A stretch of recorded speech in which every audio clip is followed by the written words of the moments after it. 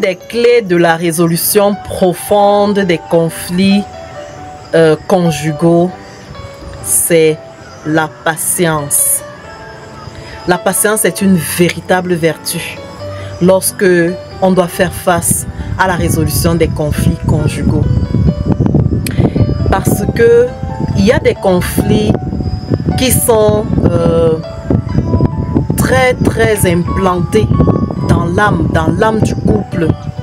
Il y a des personnes qui se retrouvent en conflit aujourd'hui, en 2025, qui sont mariées peut-être depuis 10 ans. Et le conflit a commencé à naître le soir même de la célébration de leur mariage. Mais ça n'a jamais été résolu. Et vous savez, dans ces cas-là, c'est parfois que parfois on a essayé d'évoquer ça, particulièrement les femmes. Vous savez, nous les femmes, on a cette capacité à souvent revenir sur des choses non accomplies, non effacées. Et comme les hommes sont des personnes douées d'action, en général, ils passent très vite là-dessus et il faut aller à l'action, surtout quand une situation se pose. Or, et il peut arriver que ce soit l'inverse, ce n'est pas pour accuser l'un ou l'autre. Or, cette blessure, cette brûlure qui est née, qui n'a pas été profondément cicatrisée, que vous le vouliez ou non, va se révéler, va se réveiller un jour. La peau va s'ouvrir, la blessure va se rouvrir un jour. Et quand vous allez arriver dans cet état de conflit, vous devez faire preuve de patience. En tout cas, la personne qui souhaite résoudre le conflit ou arriver à la résolution complète du conflit doit faire preuve de patience. Parce que voyez-vous, un problème qui ne s'est pas mis en place en un jour ne peut pas non plus se régler en un jour. Ne peut pas se régler d'un cliquement de doigts. Ne peut pas se régler juste parce qu'on a dit ça ce soir-là.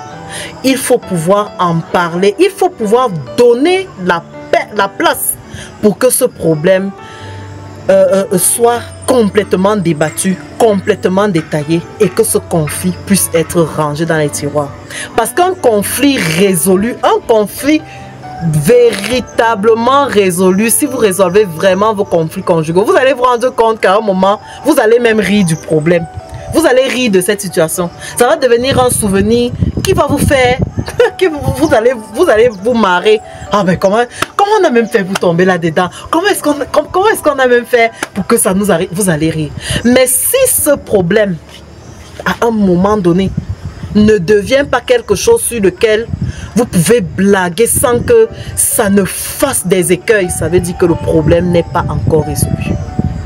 Et vous qui souhaitez que le problème soit résolu, vous qui mettez tout en œuvre pour que vous, peut-être, ça peut être une question de pardon, hein, pour que votre conjoint, votre conjointe vous pardonne, vous devez avoir de la patience.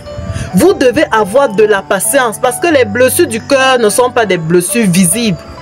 Et puis vous ne savez pas quand ça a blessé le cœur, les autres égratignures que les coups de la vie sont venus mettre à côté. Vous devez avoir de la patience. Ne dites pas, oh, j'ai déjà demandé pardon, tu dois me pardonner. Oui, la personne a peut-être cette envie-là. Mais si vous brusquez, c'est comme un ordinateur que vous allumez, vous éteignez, vous allumez, vous éteignez, vous allumez, vous éteignez, vous allumez. À un moment donné, l'ordinateur va se bloquer. Ça va planter. Et quand le conjoint, la conjointe que vous avez offusqué ou bien avec qui vous êtes en conflit, plante, vous voyez qu'il n'y a pas d'action à faire immédiatement. Il faut avoir de la patience. La patience est donc une vertu très importante que vous devez développer. Et il ne faut pas attendre que le conflit arrive pour développer cette patience. C'est une vertu que vous pouvez développer en dehors des conflits. Et c'est une vertu que vous pouvez développer d'abord envers vous-même. Parce que beaucoup de personnes n'arrivent pas aussi à traiter des conflits conjugaux parce qu'elles n'ont pas de patience envers elles-mêmes. Elles sont toujours en train de courir, toujours en train de se juger, toujours en train de se flageller elles-mêmes. Elles n'ont pas de patience. Soyez patient envers vous-même.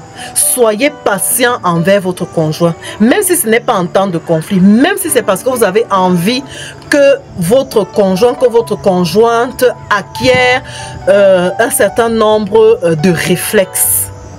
Soyez patient. Persévérez, soyez patient. Et pour ceux qui sont croyants comme moi, parce que vous savez que